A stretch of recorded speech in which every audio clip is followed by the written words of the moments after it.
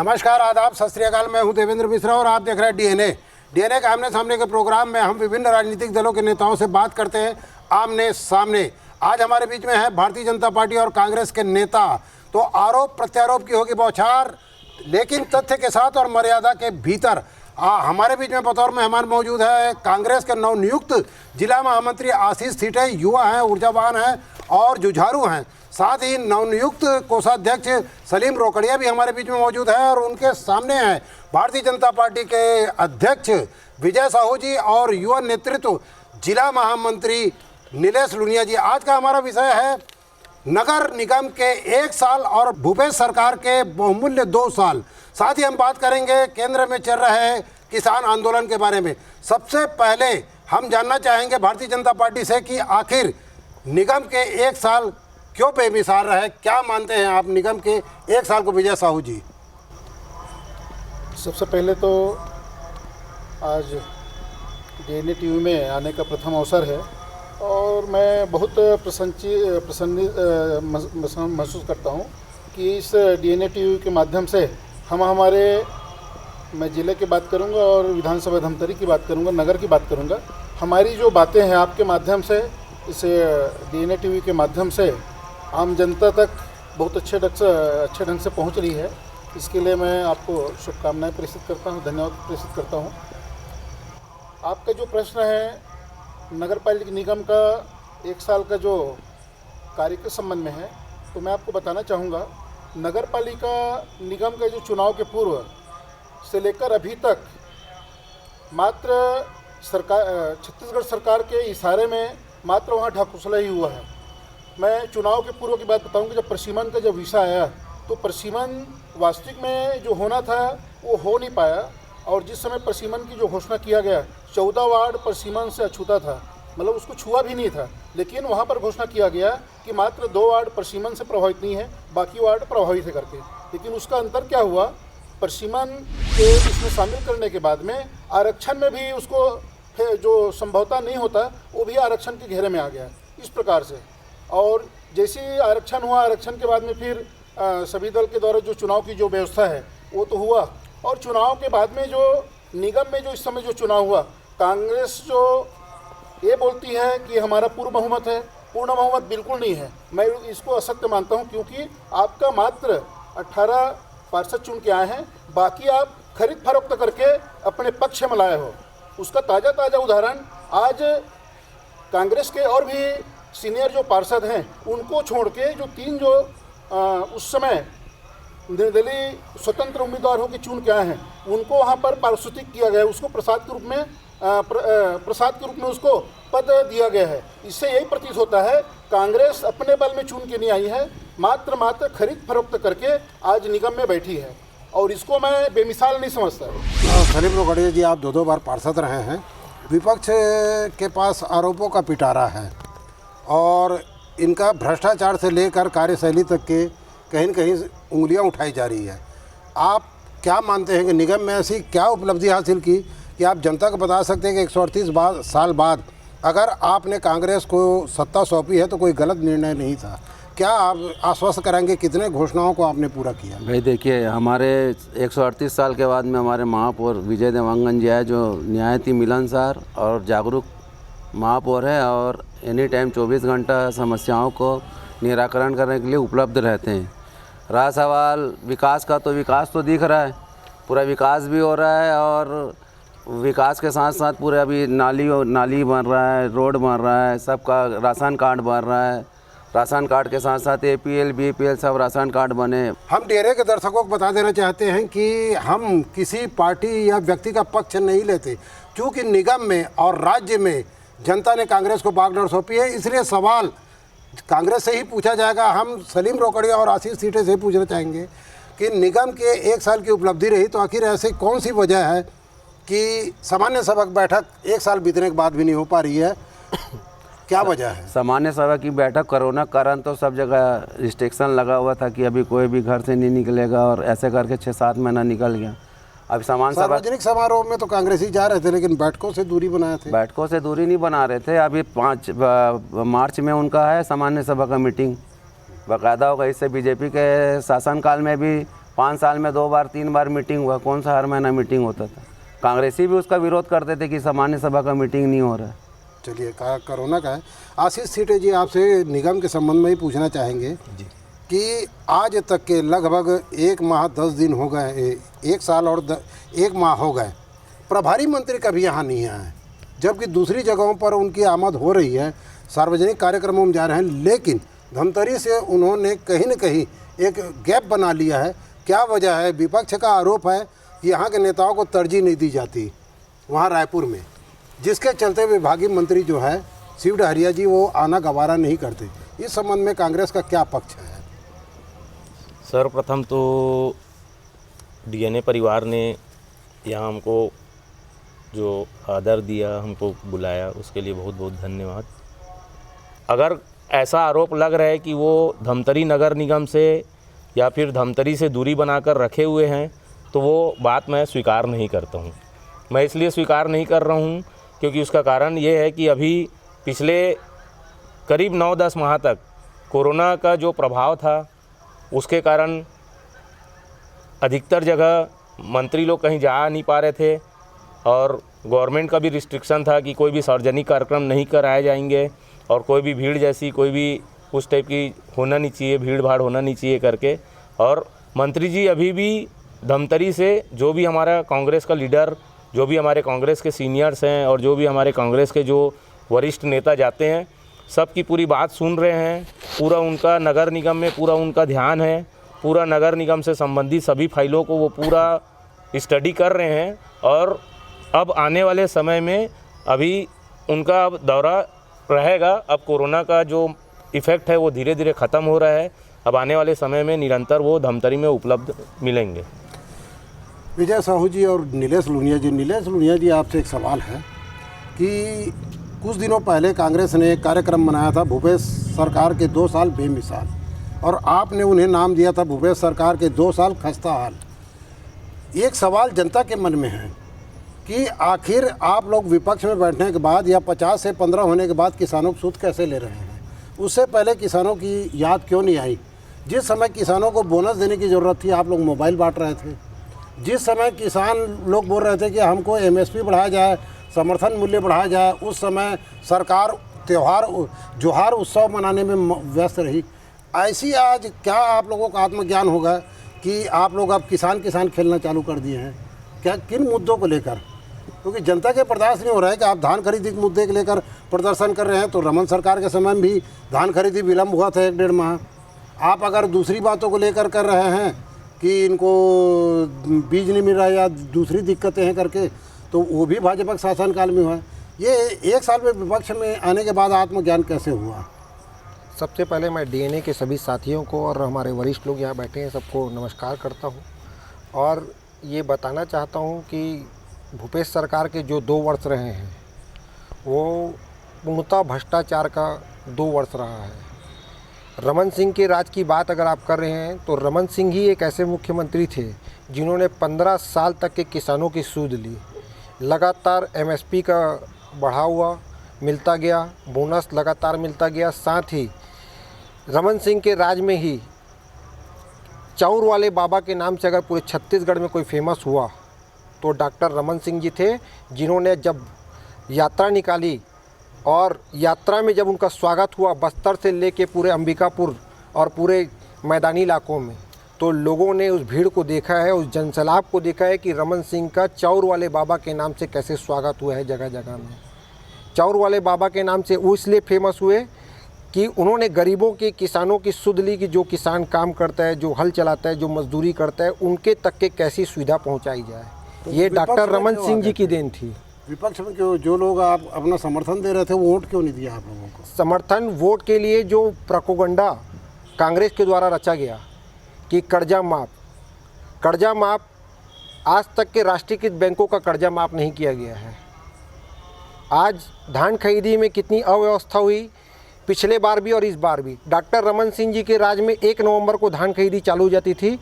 इस बार जबकि हमारी केंद्र सरकार ने 9,000 करोड़ रुपया 90 करोड़ रुपया राज्य के खाते में डाल दिया। उसके बाद 90 लाख मीट्रिक टन चावल केंद्र सरकार खुद लेने के लिए तैयार थी। ऐसी क्या बात हो गई कि भूपेश सरकार ने धान खरीदी 1 नवंबर को चालू नहीं की, जब उनके पास पूरे खाते में पैसा पर्याप्त उपलब्ध था। आज बारदाने के पैसे के लिए किसान दर दर भटक रहा है। आज तक के बारदाने का पैसा नहीं मिल पाया। 20 लाख मीट्रिक टन धान की खरीदी अभी भी बाकी है। आप रिकॉर्ड निकाल लीजिए, 20 लाख मीट्रिक टन धान अभी भी कम हुआ है। 90 लाख मीट्रिक टन चावल इनको केंद्र सरकार को देना है। सिर्फ और सिर्फ 9,000 करोड़ रुपया को अपने खाते में जमा करके ब्याज खाने का काम अगर करी है तो यहाँ की कांग्रेस की सरकार करी है, भूपेश सरकार करी है।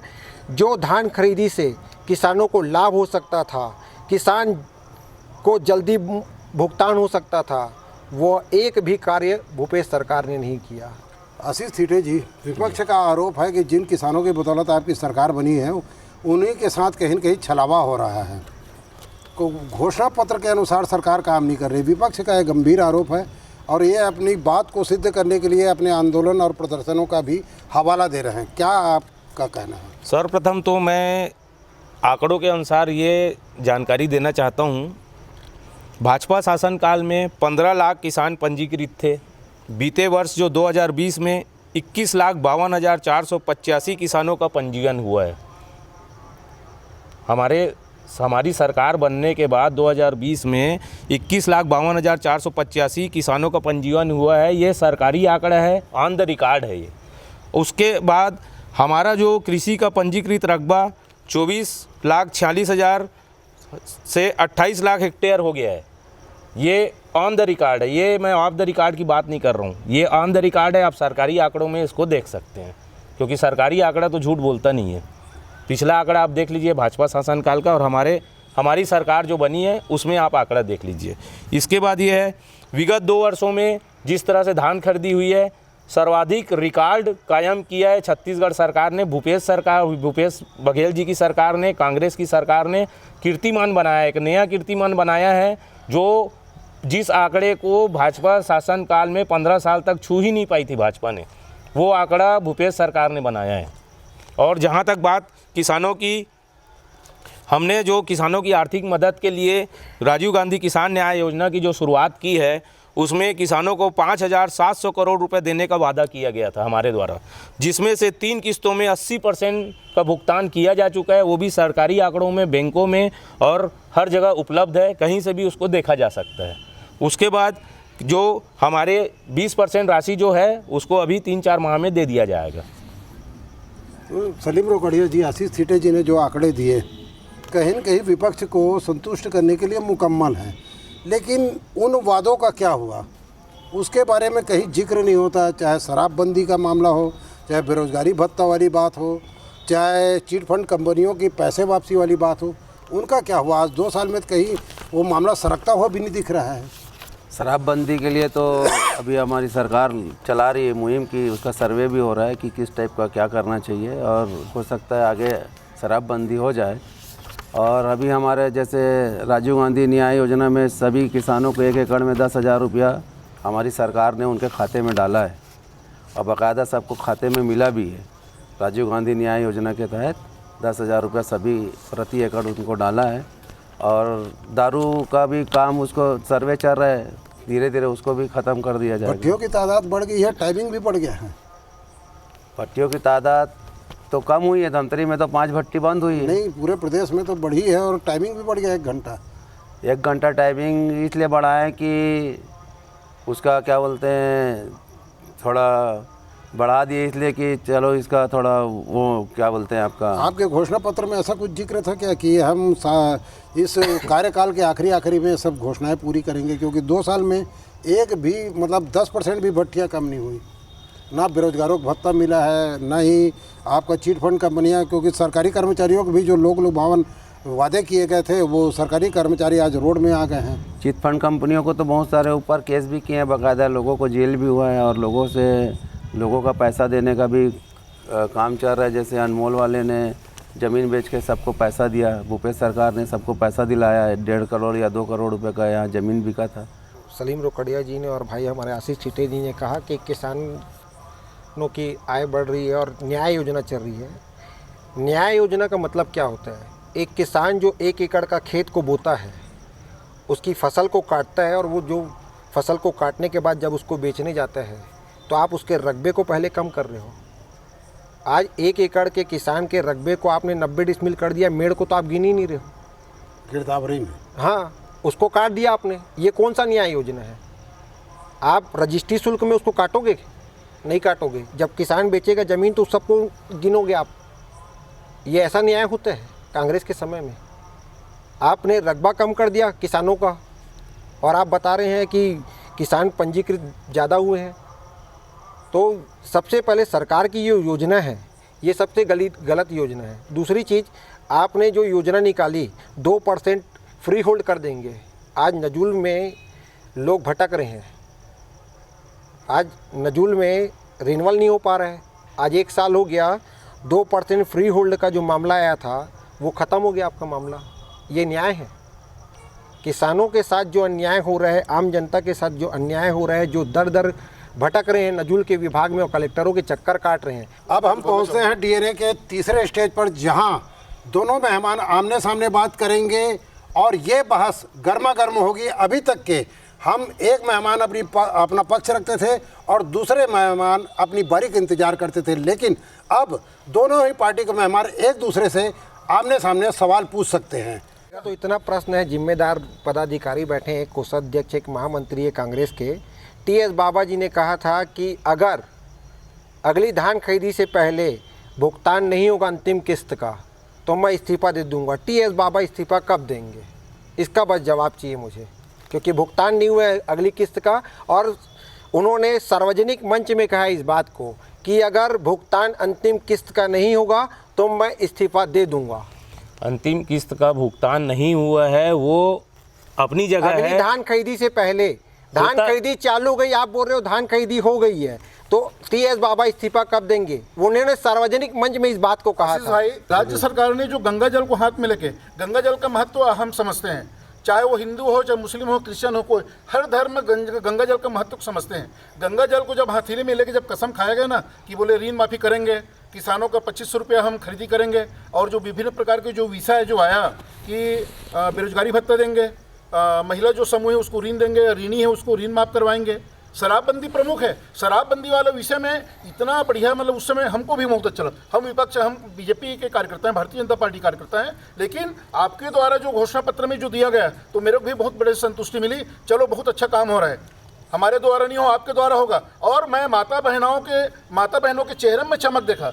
चमक इसलिए देखा, उस घर के पुरुष सदस्य जब वो मान लो 500 रुपये कमाता है, 300 रुपये वो शराब में खर्चा कर देता है, घर में कितना पहुंचता है? मात्र 200 रुपया। तो उस समय ऐसा लग रहा था मेरे को कि 500 घर में पहुंचेगा, घर की जो अर्थव्यवस्था सुधार होगा, बच्चे अच्छे स्कूल में पढ़ेंगे, अच्छा शिक्षा दीक्षा लेंगे, ऐसा टाइप का महसूस हो रहा था। रही बात अभी जैसे कि राजीव न्याय योजना, किस बात की न्याय योजना भाई? आपने घोषणा पत्र में आपने किए, बोले 2500 रुपये देंगे, किसान ने नहीं मांगा है। आपने पहले भी तो लगभग 2250-2300 रुपया भाजपा सरकार में किसानों को मिल रहा था बोनस वगैरह के माध्यम से, लेकिन आपने बोले 2500 रुपया।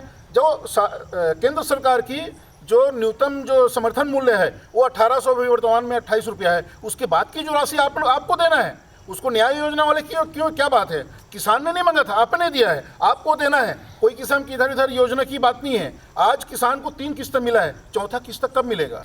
और उसी बात को भाई टीएस बाबा का इस्तीफा कब होगा? नीलेश लोनिया जी बोल रहे हैं, टीएस बाबा ने स्पष्ट बोले थे मैं इस्तीफा दे दूंगा। क्यों? दूसरी चीज, वार्ड में भाजपा सरकार भी शराब भट्टी 5 शराब भट्टी बंद हुई है बोल रहे हो आप ना। आज वार्ड में आपके घर के पास कोचिया बंदी हो रही, शराब बिक रही है, गली गली में शराब बिक रही है। ऐसा क्यों हो रहा है? ये आरोप को मैंने और गली में आप जहाँ चलिए आपको गली गली में शराब मिल जाएगी, हर गली में शराब बिक्री मिलता है। दूसरी चीज बिक रहा है, 60% जो बिक्री है कोचिया के माध्यम से वार्डों में। इन आरोपों का मैं पूर्ण रूप से खंडन करता हूँ। इन आरोपों को मैं मानूं नहीं। गली में शराब बिक्री, गली में शराब बिक्री नहीं और रही है। शराबबंदी के लिए आपको रात के 2 बजे शराब चाहिए, रात के 2 बजे शराब मिल जाएगी। शराबबंदी के लिए छत्तीसगढ़ सरकार, भूपेश बघेल जी की सरकार और कांग्रेस की सरकार प्रतिबद्ध है। हम शराबबंदी लागू करके रहेंगे और हमारी प्रशासनिक स्तर पे वो तैयारी चल रही है। और ये कोचियों के माध्यम से इन लोगों का जो आरोप है भाजपा वालों का कि इन वार्ड वार्ड में कोचियों द्वारा शराब का बिक्री किया जा रहा है, इन आरोपों का मैं खंडन करता हूँ।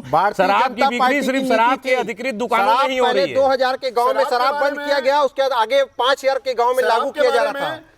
आपने उस सभी परंपराओं को तोड़ के गली गली में शराब बेचना चालू कर दिया। जिस महिला कमांडो का गठन भारतीय जनता पार्टी ने किया, उस महिला कमांडो को आपने खत्म कर दिया। जो महिला कमांडो गली गली में सीटी बजा के रात के 9 बजे के बाद निकलती थी, आपने अपने घर के पास देखा है। उन महिला कमांडो से जाके पूछिए कि गली गली में शराब बिक रही है। हम वार्डों में और गली गली में दौरा करते, हमको मालूम है कि कहाँ कहाँ शराब बिक रही है। गली गली में नहीं बिक रहा है, जहाँ जहाँ चिन्हांकित वहीं दारू बिक रही है। लगाना चाहूंगा, शराब और कांग्रेस पार्टी का चोली दामन का साथ है। कारण जब निगम चुनाव उसके पहले हम शराब वहां पर हम लोग पकड़े थे। पकड़ने के बाद में क्या हुआ, कोई छोटा सा तो बीजेपी का भी दारू पकड़े हम लोग, बीजेपी का भी दारू पकड़े। अभी कार्रवाई होना चाहिए। कांग्रेस की बात नहीं हो रही, शराब अवैध शराब पकड़ाई कार्रवाई क्यों नहीं हुई? भाजपा के नेताओं की आदत है। किसानों को भाई ये कैसा बोल सकते हो कि यहाँ पे कांग्रेस का दारू था? हम तो बोलते हो बीजेपी का दारू था। गोदाम में पकड़ाया शराब, बीजेपी का गोदाम कांग्रेस का था क्या? अभी रेत पकड़ाया, एक राइस मिल में रेत बेची जा रही है। रेत नहीं प्लांट लग रहा है, उसके लिए भाजपा के नेताओं का हमेशा हर चुनाव में कांग्रेस पार्टी के ऊपर, कांग्रेस के नेताओं के ऊपर यही आरोप रहता है कि ये शराब के माध्यम से चुनाव जीतते हैं। शराब जितना भाजपा बांटती है उतना कोई पार्टी नहीं बांटती। शराब सबसे ज्यादा शराब भाजपा बांटती है, सबसे ज्यादा भाजपा बांटती है। भाजपा हम आपकी जनप्रतिनिधियों को मार मार के इतना मारा जा रहा है कि उनको गार्ड की सुरक्षा मिल रही है। इतना मारा गया, हमारे जनप्रतिनिधि को, जिला पंचायत सदस्य को, सरपंच को मार दिया गया। ये कौन सा न्याय है?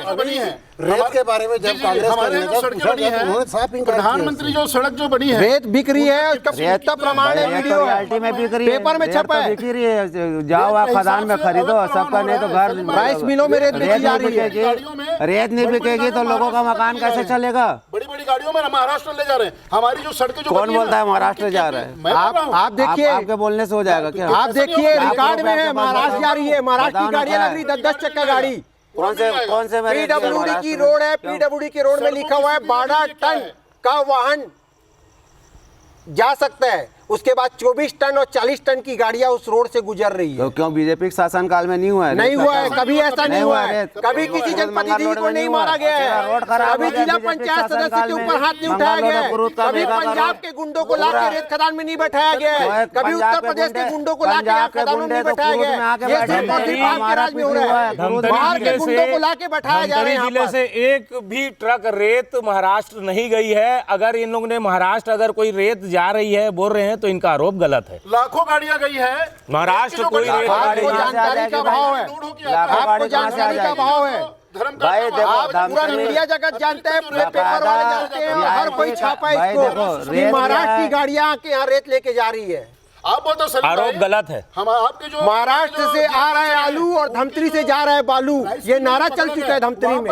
आप आलू लाके यहाँ से बालू ले जा रहे हैं। पकड़ा तो उसका महानदी को खंडन भी आया था कि चीरा जा रहा है। फिल्टर प्लांट, उनको क्या है, देखो उनका राइस मिल में फिल्टर प्लांट बन रहा है, उनका नोटिस आया था, उसके लिए वो फिल्टर प्लांट बना रहे। इतना रेत ऐसा करके वो प्रिंटेड है। किसमें? वो जो राइस मिल जो पकड़ा गया है ना, तो फिर वो क्लीन चिट कैसा मिला उसको? बोरी में भरा जा रहा है। क्या बोरी मतलब अगर अगला आदमी अपना फिल्टर प्लांट के लिए रखा है तो आप उसका बोरी में महाराष्ट्र भेज रहे करके, तो क्या महाराष्ट्र लिखा हुआ है क्या उसमें? ये बड़ा नहीं, आप कैसा बोलते हो कि किसी के राइस मिल में क्या राइस मिल वाला काम कराने नहीं रख सकता क्या? जैसे यहाँ घर बन रहा है, घर में अगर हम रेती रखे तो क्या उसको वो करने के लिए रखें क्या, महाराष्ट्र भेजने के लिए? बोरियां पड़ी है भाई उनका फिल्टर प्लांट बनने के लिए, महाराष्ट्र की गाड़ियां रेत खदानों में क्या कर रही है आपको मालूम है? अगर महाराष्ट्र में रेत नहीं बिक रही है तो महाराष्ट्र की गाड़ियां यहाँ पास खदानों में क्या? महाराष्ट्र गाड़ियां कहाँ, कौन से खदान में? आप जाके देखिए लाइन से, आप रात के जाइए तो यहाँ से चावल भी जाता है, आप रात के देखिए सामान जाता है, सामान आता है। रेत खदान में चावल भरा जा रहा है, रेत खदान में चावल भरा जा रहा है। ये नहीं कौन सा चालू बोलता है रेत भरा है? कौन आपके बोलने से? छत्तीसगढ़ सरकार आपके बोलने से रेत भरा जा रहा है क्या? नहीं, आपके बोलने से, आपके पास कोई प्रूफ है तो बताओ ना। आप कहाँ है, कौन बोल रहा है रोज देख रहे भाई? आपके पेपर में और आपके जांच अधिकारी तो बोल दे कि नहीं भाई यहाँ कुछ रेती नहीं जा रही है। साथ में जो मतलब जिला पंचायत सदस्य उसके साथ मारपीट किया गया ना। कौन मारपीट किया है? कौन किया? रेत के जो वहाँ खदान चलाने वाले कौन? जिला पंचायत सदस्य खूबलाल ध्रुव को मारा गया है। किसको मारा? खूबलाल जी को गोविंद साहू को मारा गया है, आपको मालूम नहीं है? आपको कौन मारा है? तो कौन मारा है? रेत के खदानों को उसको कौन आपके पास जो पंजाब और उत्तर प्रदेश के लोग हैं प्रूफ आए हैं उसमें proof। ये बताओ, इससे पहले जो भाजपा के शासन में मंगर रोड कुरूद में रेती नहीं चला, सब यहाँ जगह रेती चला। नहीं चला। जिला आप लोग पंचायत बोलते थे, आप सदस्य लोग किसी भ्रष्टाचार किसी कर को रहे हो। पंचायत हमारे बोलते हो कि ये सदस्य लोग को मारा रेती गया बेच क्या? रहे हैं, तो आप लोग किसी नहीं बेचे। जनप्रतिनिधि आपके के तो ऊपर हाथ मंत्री उठाया रेती गया बेचे, क्या? हमारे पूरे समय मंत्री में नहीं रेती चला, बेचे, किसी कोई रेती नहीं जनप्रतिनिधि बेचे। को मारा गया क्या? बताओ, पंजाब मंगर रोड में के या किसका उत्तर प्रदेश दादागिरी के चलता गुंडों को था? लाके यहाँ पर धमतरी बैठाया जिले गया क्या? में कभी नहीं बैठाया गया। धमतरी जिले में रेत की खदान संचालित हो रही है, शासन के नियमानुसार संचालित हो रही है। बकायदा ठेका लेके हमारे हो रहा है। किसी भी अगर किसी ठेके- भी कांग्रेस अगर के नियम से संचालित हो रही हमारे है, किसी भी तो कांग्रेस के किसी कार्यकर्ता और एक नेता के द्वारा सत्तावर उसको नेता का संचालित बेटा नहीं किया जाके जा गांव रहा में है। क्यों धमकाया सारंगपुरी भाई, में? वहाँ पर क्या हो रहा है? सारंगपुरी गांव में जाके एक कद्दावर नेता का बेटा सारंगपुरी में जाके गांव वालों क्यों धमकाया और वो खबर पेपर में क्यों छपी? देख रहा है ऐसा करके सेम अगर वो नियमतक चालन हो रही थी तो आप लोग अवैध रूप भाई से पेपर में तो ये भी छपा था कि महाराष्ट्र जा रहा है, फिर कैसे हुआ? आखिर उनका अधिकारी आपका दिया कि नहीं दिया? आपके भाई महाराष्ट्र आपके जा रहा था वरिष्ठ रेती नेता के करके। बेटे के द्वारा पेपर में वहां पर छपा है, पेपर में मारपीट किया कि गया। वहां पास गांव वालों को जाके धमकाया गया है मारपीट कि किया गया। अगर गाड़ी रोकी जाएगी तो ठीक नहीं होगा करके। क्या ये सब खबर गलत है? कौन से और गलत है तो आपने फिर कार्रवाई क्यों नहीं की गई आपके द्वारा? किस में कार्रवाई करेंगे? सारंगपुरी में, सारंगपुरी के गांव में किस में जाकर कार्रवाई करेंगे बताओ ना? नहीं, जो गलत न्यूज़ तो दिया, गांव के कार्रवाई जाके करना लोगों को चाहिए। धमकाएंगे। कौन लिखवा है अगर आज रिपोर्ट? सत्ता FIR पद में हुआ है बैठ गए क्या? तो जाके धमकाएंगे किसी नहीं को? कोई FIR हुआ है क्या? ये न्याय है, ये नहीं, योजना है, FIR न्याय हुआ है योजना। कि आपके बोलने से कि हो रेत गया क्या? खदान के मामले आपके को बोलने लेके से धमका गांव दिए? वालों को धमकाया जाएगा, सरपंच नहीं, को तो आप- धमकाया जाएगा, गलत जिला नहीं, पंचायत भाई, सदस्य आप को मारा बताओ ना जाएगा। कि कौन ये से- न्याय योजना कौन से है, F- ये अरे न्याय भाई, हो रहा अगर है धमकाया कांग्रेस गया के तो राज्य में। FIR हुआ है क्या?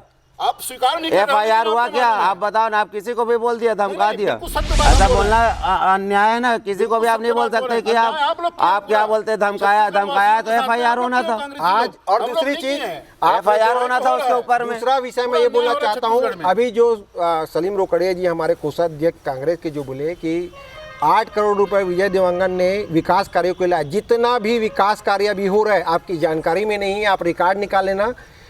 पूरे टेंडर हमारे चुनाव जो अभी नगर निगम का चुनाव हुआ उसके पहले के पूरे टेंडर हैं, उन टेंडरों को आके इन्होंने निरस्त किया। 21%, 22% बिलों को टेंडर को निरस्त करके पुनः टेंडर लगाया और 2%, 3%, 5% बिलों में रिंग बना के सब टेंडर बांटा गया। भाई देखिए, ये जिसमें- गलत है कि जिसमें- ये विजय ये देवांगन ने सच्चाई लाया है, जो पैसा, ये विजय सच्चाई है। देवांगन अपना आप पैसा लाया। आप जानकारी अगर- लीजिए, आप सुनिए आप अगर आप जानकारी लीजिए। एस्टीमेट, आपको चुनाव लड़ना था, आपने एस्टीमेट बना के वहाँ दे दिया, अब आप हार गए। टेंडर हो चुका था। हमारा पूरा टेंडर हो चुका था, नहीं हुआ था जिसमें जल टेंडर। संयंत्र का कार्य- हमारा मेयर आपके जाके राज वहाँ से में- पूरा एस्टीमेट बना के जो भी निर्माण हो पैसा रहा है, लाया है, सब उसके बाद में वहाँ आपको पर जानकारी विकास नहीं हो रहा है, है। आपको जानकारी मेरे नहीं को सब जानकारी का है। भाव मेरे है बात तो ये है। 8.5 करोड़ रुपए का टेंडर ये मैं पकड़ो, PWD ये जानकारी मैं कैसे नहीं? PWD मेरे का पास सभापति प्रूफ था, है। ये देख- मैं PWD का है ना सभापति प्रूफ हूँ। है? एक बात और आप बताओ, प्रूफ सलीम देख लो। मैं सभापति आपके था। बोलने से क्या होगा? ये तो मेरे को जानकारी है। बता रहा है। भूमि पूजन में भी भेदभाव किया जाता है। कैसा? महापौर जी आते हैं भूमि पूजन करने के लिए, नो डाउट महापौर जी आएंगे, करेंगे, क्यों नहीं करेंगे। लेकिन जब हमारे कोई वार्ड में भारतीय जनता पार्टी के पार्षद हैं, पार्षद को द्वारा बोला जाता है कि मैं भी अपने कार्यकर्ताओं को बुलाऊंगा, वहां पर साफ साफ इनकार कर दिया जाता है, नहीं बोले नहीं करना है, हम करेंगे। और कहीं पर मान लो हमारे यहाँ श्रीमती रंजना साहू जी हमारे विधायक महोदय हैं, उनके द्वारा भी भूमि पूजन किया गया, उसको 15 दिन 20 दिन विलंब किया गया। क्यों? क्योंकि हमारे द्वारा नहीं हुआ है, वो आप अपने मन से किया हो, आप जानो काम चालू नहीं होगा। इस प्रकार से भी स्थिति निगम है। कितने जगह आपको विजय मालूम भाई नहीं है, और सलीम भाई, रंजना साहू दोनों लीजिए। मिलके मैं भूमि दोनों पूजन भाइयों किया, को पेपर में भी आता है, बकायदा सब जगह आता है। सलीम भैया, विकास कार्य भारतीय जनता पार्टी के राज में हुआ है। आपके घर विकास के कार्य आसपास तो धमतरी में कभी तो आपके भारतीय जनता पार्टी में हुआ ही नहीं भैया। आपके घर के अभी आसपास हमारे जितने भी मेयर आवास साहब आए योजना तो बने, विकास दिख रहा है। जितने भी मकान बने अभी- आपके घर के आसपास, प्रधानमंत्री आवास योजना के आवास बने सब। आपने प्रधानमंत्री आवास योजना का पूरा काम बंद करा दिया। आज 2 साल हो गया, एक भी प्रधानमंत्री आवास योजना का लाभ नहीं घड़ी मिल रहा चौक तो क्या बनाया हो? तो आप 130 साल से हो तो बनाया, हमारा तो मेयर अभी 1 ही साल हुआ है, हमारा मेयर तो अभी 1 ही साल आया। आप देखो हम कैसा डेवलपमेंट करते हैं। प्रधानमंत्री आवास योजना का कार्य क्यों रोक दिया? भाई आप तो 130 साल से राज कर रहे थे, हमारा तो अभी मेयर 1 ही साल हुआ है तो अभी इतना विकास हुआ है। अभी 4 साल बचा है, 4 साल में देखना सलीम कितना भाई, विकास आप होगा। एक चीज बताइए, प्रधानमंत्री आवास योजना का कार्य क्यों रोक दिया गया पिछले विगत 2 वर्षों से? कोरोना तो अभी 1 साल था, 1 साल और हो गया।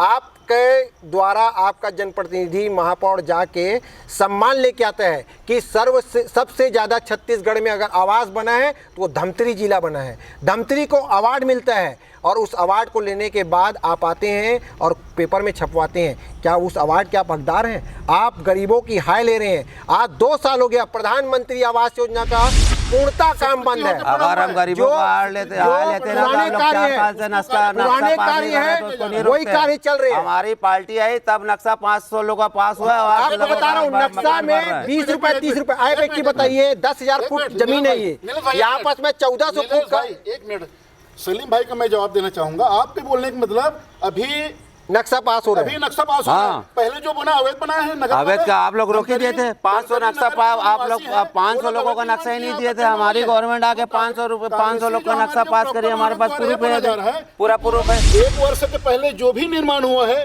वो अवैध निर्माण हुआ है। अवैध निर्माण नहीं बोला आप लोगों ने, निर्माण नहीं कहा गया है, निर्माण नहीं बोला मैं। अवैध निर्माण क्या, आप लोगों ने 500 लोगों का नक्शा को रोक के रखा था। 500 लोगों का नक्शा को रोक के रखा था। हमारी सरकार आई है, 500 लोगों का नक्शा 1 महीने के अंदर में उसको ला के दिए। इससे पहले हमारे पास इसका प्रूफ भी है। इससे पहले भी नक्शे पास हुए हैं। क्या क्या विकास हुआ 1 साल के अंदर? पहले भी नक्शे पास हुए हैं, इसके पहले भी हुआ है। भाजपा शासन काल में नगर पालिका में नक्शा पास नहीं होता था, फाइलें वहाँ पेंडिंग रहती थी, नक्शों को पास नहीं किया जाता था। लोगों पूरे साल भर पहले जो निर्माण हुआ है अवैध निर्माण हुआ है। आप दोनों का बोल रहे हैं कौन कह रहा है अवैध निर्माण हुआ है? कौन कह रहा है अवैध निर्माण हुआ? मतलब वो नहीं होता, मतलब वो नहीं होता। आम जनता मतलब नहीं, नक्शा कहने का मतलब अगर वहाँ 500 फाइल है तो 15 फाइल का नक्शा पास होता था, 15 मकान बनते थे। लेकिन मकान जिस स्पीड से बनना चाहिए था, लोगों को जरूरत था भवन का, बहुत चक्कर काटे भाजपा के कार्यकाल में, इतना चक्कर काटे बेचारे। नक्शा पास कराने के लिए भाजपा के शासन काल में प्रताड़ित होते थे शहर के लोग। गलत हुए तो कार्रवाई क्यों नहीं? कार्रवाई हो रही है और तगड़ी कार्रवाई की जाएगी। कब की जाएगी? चालू है कार्रवाई, चालू है आपके द्वारा, चालू है। आपके बोलने से थोड़ी कार्रवाई नहीं होगी। और अगर भाजपा के नेता इतने मजबूत और इतने जमीनी कार्यकर्ता और काम करने वाले, विकास कार्य करने वाले हैं, तो आज तक 100-120 साल से इनकी पार्टी बैठी थी नगर पालिका में, आज तक इस शहर में इतनी समस्याएं क्यों हैं? हम तो अभी 1 साल हुआ बैठे, अभी तो हम कोई समस्या नहीं है। जो बहुत समस्याएं हैं शहर में। राज्य में आपकी सरकार ही नहीं थी, आपके यहाँ नेता ही नहीं थे, आपके विधायक कभी बने ही नहीं। यहाँ 15 साल से आपकी गवर्नमेंट थी, यहाँ आपके विधायक कभी यहाँ बने ही नहीं। वही का नहीं है ये कार्य, आपके विधायक थे नहीं। जितने भी अभी कार्य हो रहे हैं ना, जिनका कैसे आप बोलते हो कि अभी भूमि पूजन हुआ है? क्यों नहीं? तो ऐसा ही आ गया पैसा। हमारी गवर्नमेंट पैसा दी, हमारा मेयर साहब पैसा लेके आया। जानकारी का भाव है, खाली एस्टीमेट बना के भेजे थे। आपको जानकारी का भाव है, इसलिए बना के भेजे थे क्योंकि आपको चुनाव लड़ना था। आप लोग को चुनाव लड़ना था करके आप लोगों ने एस्टीमेट बनाया। एक बात कहना चाहता हूँ। क्या है, यहाँ पर डिबेट में आए हमारे भाई लोग, चाचा लोग, पर इनको जानकारी का अभाव है।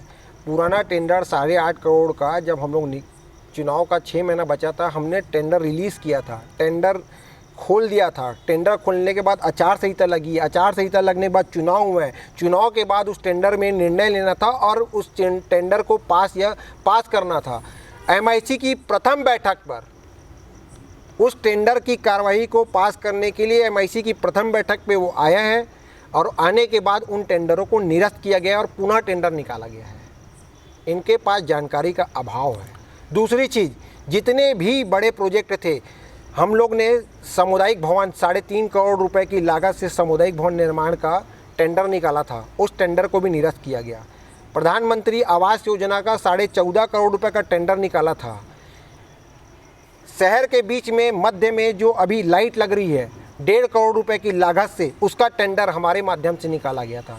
14.5 करोड़ रुपए का जल आवर्धन योजना का, जिसमें 4 टंकी अलग अलग वार्डों में बन रही है, जिसमें नवागांव वार्ड, दानीटोला वार्ड और अपना नयापारा वार्ड, ऐसे करके 4 वार्डों में वो टंकी बन रही है 5-5, 10-10 हज़ार लीटर कैपेसिटी का। जहाँ जहाँ पानी की क्षमता कम थी वहाँ पर पानी पहुँचाने के लिए माननीय अमर अग्रवाल जी के द्वारा ये स्वीकृति किया गया था और ये स्वीकृत होने के बाद उसका टेंडर यहाँ से निकला था। टेंडर होने के बाद वो कार्य चालू हुआ, जिसका भूमि पूजन महापौर अर्चना चौबे द्वारा और हमारे भाजपा के और पूरे कार्यकर्ताओं के द्वारा किया गया।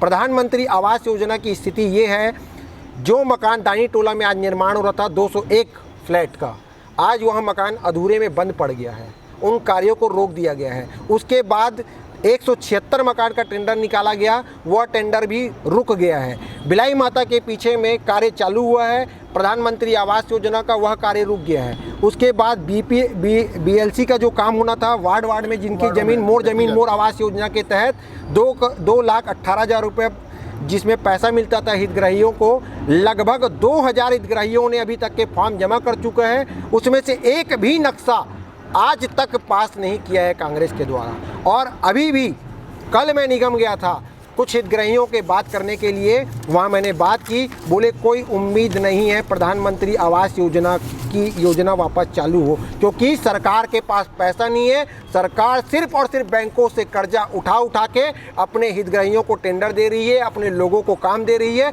और पूरा पैसे का बंदरबाट हो रहा है। छत्तीसगढ़ में सरकार बनने के बाद, कांग्रेस सरकार बनने के बाद 42,000 करोड़ रुपए का कर्जा ले लिया गया और सरकार ये स्थिति में आ गई है कि नगर निगम के पास तनख्वाह बांटने के लिए भी पैसा नहीं है। 15 साल में आप तनख्वाह नहीं बांट पा रही है नगर निगम, कर्मचारियों को, सफाई कर्मियों को तनख्वाह तक नहीं बांट पा रही है। ये स्थिति नगर निगम की कांग्रेस की सरकार ने बांटी, आपके बीजेपी कार्यकाल में भी नहीं बांटे, हम लोग उसका विरोध करते थे। आप लोग डीजल का पैसा नहीं देते थे, आप पेट्रोल पंप वाला आप लोग को पेट्रोल देने के लिए और डीजल देने के लिए बंद कर दिया था।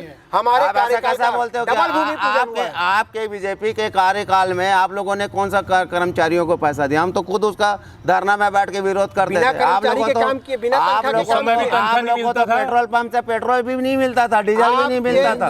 आपने जो बोल रहे हो ना, आप पहले आप लोग की गवर्नमेंट, आपको जानकारी का भाव है, आप पहले जाइए विजय देवंगन और अपने सदस्यों के साथ बैठिए और उनसे पूछिए टेंडर निरस्त होकर वापस टेंडर लगा था कि नहीं? हमारे पास पूरा प्रूफ है। जल आवर्धन योजना टेंडर कब हुआ था? आप देखिए उसमें तारीख, प्रूफ रखिए, तारीख देखिए। अरे हमारे पास पूरा वो ड्यूटी टेंडर है कि ट्यूटी टेंडर, आप देखिए उसको। जो किसानों के ये सब कार्य हमारे कार्यकाल के समय के, एक भी पैसा कांग्रेस की सरकार का कैसे हो जाएगा? जानकारी को पैसा भेज राज्य शासन कांग्रेस सरकार भूपेश सरकार द्वारा कई योजनाएं बना के केंद्र सरकार के पास रोज वो हमारे माननीय मुख्यमंत्री जी दिल्ली जा रहे हैं। केंद्र में बैठी भाजपा सरकार 1 रुपए नहीं दे रही है, कांग्रेस सरकार को, हमारी राज्य सरकार को 1 रुपए नहीं दे रही है। सब पैसा केंद्र सरकार ने रोका हुआ है धान खरीदी के लिए मिला, इसलिए अक्टूबर में 1 रुपए नहीं मिला है, 1 रुपए नहीं मिला है, धान खरीदी नहीं कर पाए, 1 रुपए नहीं मिला है केंद्र सरकार दिसंबर कर दिए सिर्फ ब्याज का पैसा खाने के लिए। केंद्र सरकार से 1 रुपए नहीं मिला है। मैं बड़ी जवाबदारी से मैं बोलना चाहूँगा, आशीष भाई बोलते हैं कि केंद्र सरकार के द्वारा 1 रुपये नहीं दिया जा रहा है करके। ये जो 14वें वित्त 15वें वित्त कहाँ की योजना है, कहाँ का रुपया है? महात्मा गांधी स्वच्छ भारत मिशन का पैसा कहाँ से आ रहा है? केंद्र सरकार का राशि है। और गांव में जो कार्य जल आवर्धन योजना का जो पैसा है अभी PHE और निगम में जो टेंडर लगे, पूरा केंद्र सरकार का पैसा है। रोजगार दे रहे हो। एक दोनों जो मैं बताया योजना का नाम, एक केंद्र का रुपया है और उसी रुपया से ग्रामीण क्षेत्र में काम हो रहा है। आप जो मनरेगा में पैसा बांटा है, मनरेगा में वो भी जीएसटी का, स्टेट जीएसटी का जो रिवर्स पैसा आता है उसको रोक के रखे हैं। हर मद का पैसा सेंट्रल से रोक के रखे। भाजपा सरकार, हमारी जो प्रदेश सरकार है, कांग्रेस सरकार को पैसा ही जानकारी का भाव है जी। जितने भी कार्य चल रहे हैं केंद्र सरकार के पैसों के छत्तीसगढ़ में कार्य चल रहे हैं। केंद्र सरकार से 1 रुपए का मदद नहीं मिल रहा है। 118 योजनाएं मुख्यमंत्री की 118 योजनाएं थी, आज 100 योजनाएं बंद हो गई मुख्यमंत्री योजना की। ना तो मुख्यमंत्री कन्या विवाह योजना है, ना तो मुख्यमंत्री साइकिल योजना चलती थी वो चल रही है। मुख्यमंत्री जो सारी योजना जन्म के समय पैसा मिलता था वो बंद हो गया। मुख्यमंत्री जी का जो पैसा मिलता था रमन सिंह जी के समय में, वैसी अनेक योजनाओं को आपने बंद कर दिया। ट्राईसाइकिल तक के मिलना बंद हो गया। जो ट्राईसाइकिल तभी हम बांटे, सबको मिल रहा है, तभी बांटे हम लोग हर साल। सुकन्या योजना अभी हमारा सुकन्या योजना चल रहा है, सब बंद है। अप्रैल में योजना भी बंद हो गई भाई साहब। मार्च में सामूहिक विवाह है भाई। सामूहिक विवाह ने जो हम वरिष्ठों को तीर्थ यात्रा भेजते थे वो भी आप मुख्यमंत्री तीर्थ योजना बंद कर दिए साल में जो जाते थे। भारतीय जनता पार्टी और कांग्रेस के नेताओं के बीच में शब्दों का मुकाबला, आमने सामने की इस बहस में प्रथम पारी और द्वितीय पारी में तो बहुत शालीनता और सहजता से सवाल जवाब होते रहे, लेकिन जैसे ही हमने अपना तीसरा स्टेज शुरू किया, यानी बात हुई रेत की, तो मामला बहुत गर्मा गया। होना भी था, क्योंकि रेत का मामला ऐसा है कि कोई भी राजनीतिक दल इससे अछूता नहीं है। हम अपने एपिसोड में ये कहते आए हैं कि अगर ग्रेट शोमैन राज कपूर छत्तीसगढ़ में होते तो निश्चित तौर पर ये कहते कि महानदी तेरी गंगा मैली हो गई, रेत माफियाओं के पाप धोते धोते। तो आज रेत के मामले में कोई भी अछूता नहीं है। आज कांग्रेस के लोग सवालों के घेरे में हैं, तो आज से 2 साल पहले भारतीय जनता पार्टी के लोगों ने भी बहुत चांदियाँ काटी है। जनता ये सब देख रहे हैं। हम आपके ऊपर ये फैसला छोड़ते हैं। हम आमने सामने की बहस में आते रहेंगे, आप लोगों को इसी तरह गर्मा गर्म बहस से रूबरू कराते रहेंगे। मुझे दीजिए इजाज़त। जय हिंद, जय छत्तीसगढ़, जय धमतरी।